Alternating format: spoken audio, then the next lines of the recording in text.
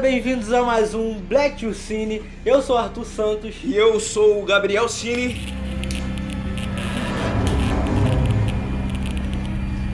E hoje a gente tá aqui pra falar do filme Não Olhe.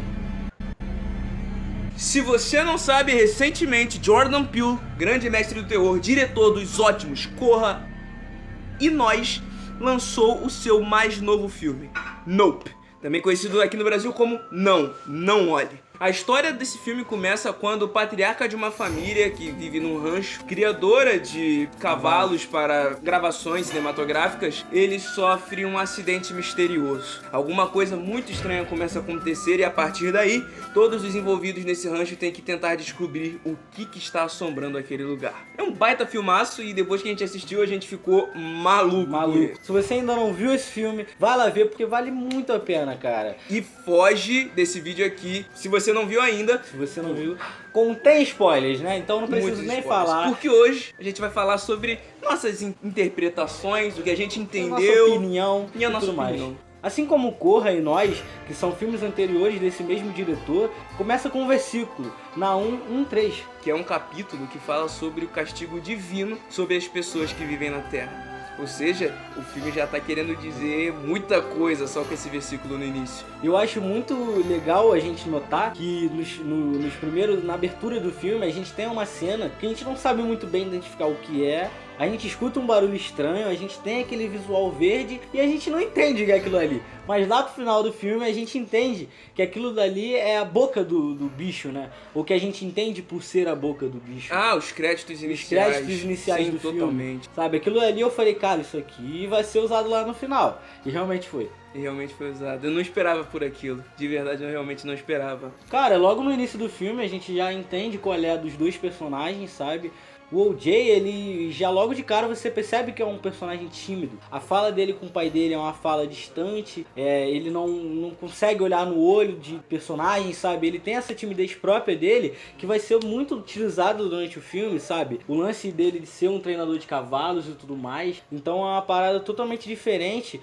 Já logo no início você percebe quando ele tem aquela cena com o pai dele que ele demora a reagir, sabe? Ele não é um protagonista padrão. Ele reage à morte de uma forma diferente, ele reage ao luto de uma forma diferente. A irmã dele, a Anne, pelo contrário, ela é uma personagem extrovertida. A gente vê ela se apresentando lá pro pessoal e ela já é, sabe, ela tem aquele modo de agir dela, que ela tem uma frase muito bem, ela sabe como falar com pessoas. E eu acho que as duas diferenças dos personagens é extremamente notória. Eu acho isso incrível. Enquanto uma é total extrovertimento, o outro é a total introversão. E isso reflete em toda a narrativa do filme, o que é verdadeiramente incrível. A forma como eles encaram o Jean Jacket, que é o alienígena do filme, é completamente diferenciado. A opinião de cada um é completamente diferente. Eles discordam mais do que concordam. E isso é muito interessante por um andamento do filme, porque causa interesse na gente como espectador. Sim, cara, a atuação dos dois estão muito boa, sabe? Também tem o personagem coadjuvante, que é muito bom. A atuação de todo mundo pra mim tá no encaixe desse filme. Exato. Enquanto um vai puxando o filme numa direção, o outro abaixa, porque eles são personagens diferentes e eles vão se completando, sabe? E daí a gente tem um arco que a gente olha e acha que não tem conexão, né? Que é o arco do macacudo. Macacão, amigão. Macaco, grande macaco, Gordy. Ele é junto com o personagem do Steven Yeun, que é o Ju, que tem um rancho, que é um rancho rival do rancho da família principal. E ele, querendo ou não, entre aspas, é um vilão do filme. Dos vilões humanos, no caso. Sim, cara, não é um vilão porque o Jim enxerga ele como uma salvação. Ele tá vendendo os cavalos pra poder se manter, pra depois recuperar. Então, na visão dele, é meio que um posto de segurança. Porém, a gente descobre que ele tá fazendo outra coisa com os cavalos, sabe? E aí entra a conexão com o arco do macaco, porque a gente olha e acha que não tem conexão, até a gente entender a subtrama do contexto, sabe? E daí a gente tem essa parada que ele faz com o cavalo, né? Ele alimenta algo que ele não conhece por conta do anterior, do background dele, da cena do God, sabe? Ele entender que talvez tenha dominado aquele animal selvagem, exato, sabe? Ele entender que talvez aquele personagem simpatizou com ele, que ele seja diferente dos outros. O macaco, ele só não atacou o pequeno Jupe porque ele não manteve o contato visual e ele estava debaixo da mesa, num sinal de submissão. Então o macaco entende que ele não vai atacar, por isso o macaco não mexe com ele, sabe? A gente entende isso vendo a cena.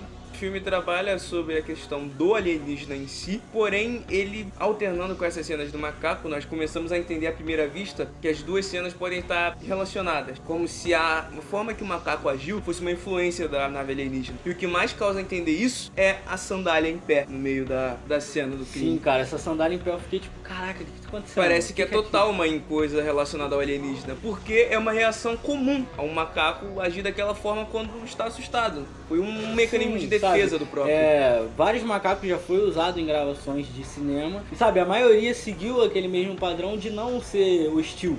Porém, uma sapatilha em pé pode acontecer, sabe? É algo que em daquelas cenas o macaco pode, sabe, sair do seu controle e atacar todo mundo, sabe? A sapatilha em pé representa como o próprio Jay cita, o mau milagre. É uma coisa que é uma coincidência tão ruim que pode simplesmente acontecer. É extremamente improvável, mas se acontecer, é um baita problema. E o filme gira em torno disso, sabe? A própria morte do pai deles, a própria criatura, tudo é aquela sensação de, não, isso aqui é muito específico, isso é uma coisa pontual. Talvez a gente não saiba o que é. Sabe, a conexão do macaco ser explorado também é a conexão com a nave, o bicho, o hostil, o alienígena. O Oji entende que aquilo ali não é uma nave espacial, que é um bicho selvagem, ele é territorial.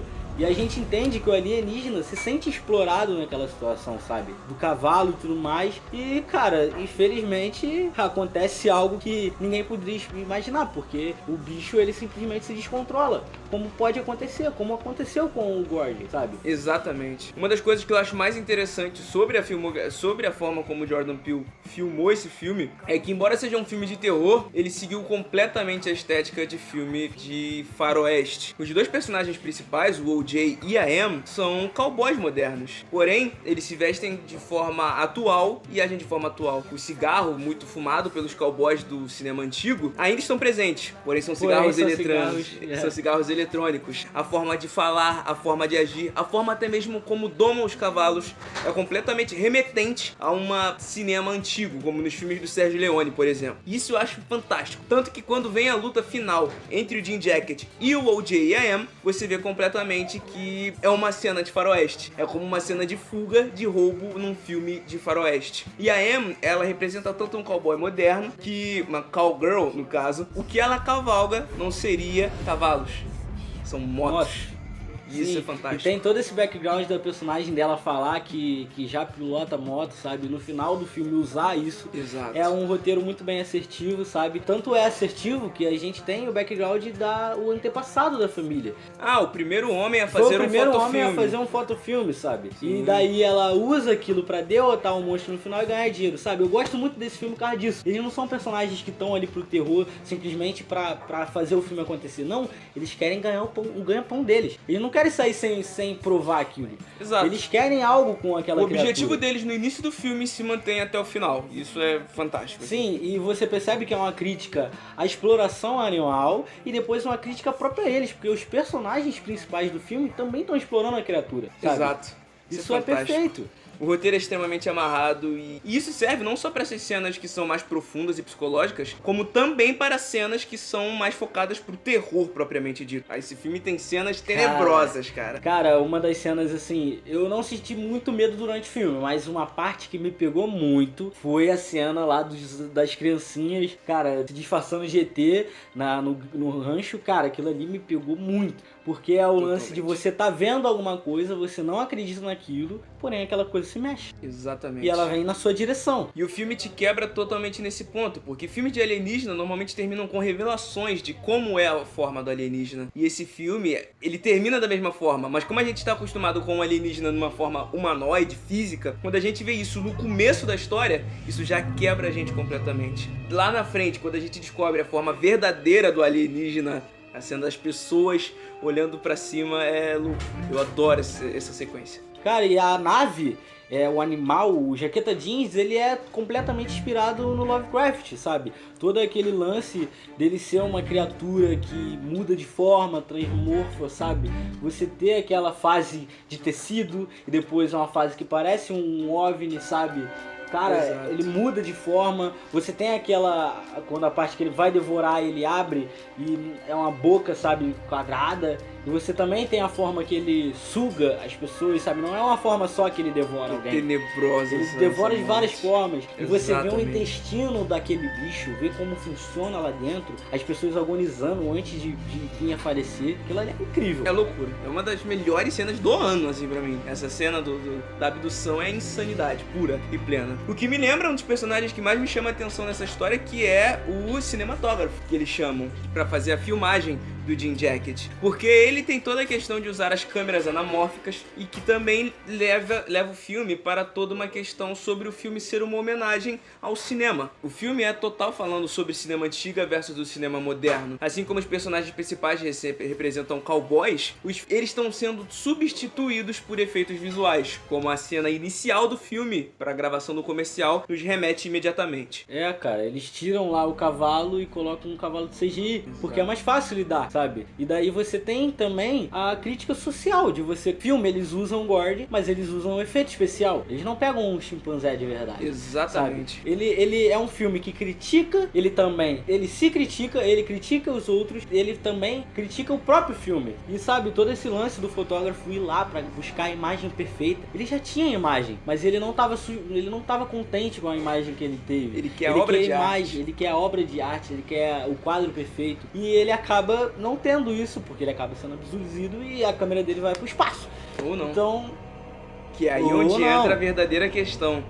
Esse filme merece uma continuação? É necessário uma continuação de não Será que ele merece? O Jordan Peele, ele falou muito que esse filme ele tem muita história pra contar. Então, será que realmente merece? Cara, eu tô absurdamente pronto pra ver. Eu não acredito que aquele bicho tenha ido facilmente assim. Talvez, e daí venha outro. Eu tô muito surpreso pra ver, cara. Porque... Eu me contento. Se rolar uma continuação, eu tô muito dentro. Sabe, assim como todos os filmes do Jordan Peele, se rolar uma continuação, se ele fizer o roteiro, se ele dirigir, pô, show. Tô dentro, sabe? Exato. Continuação de Corra de Nós, show. Porém, eu acho que são 3 filmes que se enquadram muito certinho e por mim eu tô satisfeito, sabe? Exato. E se você ficou satisfeito aqui com esse vídeo, com a nossa interação e interpretação de todas as metáforas e simbolismos desse maravilhoso filme, segue a gente lá no Spotify, onde tem o podcast inteiro do Black to Cine.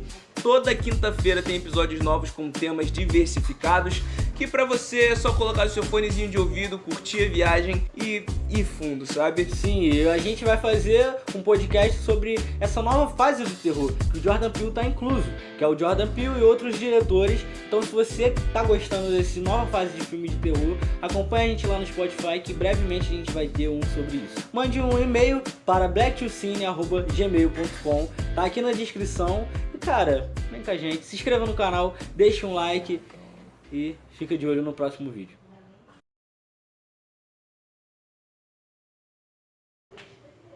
Ai, eu olhei.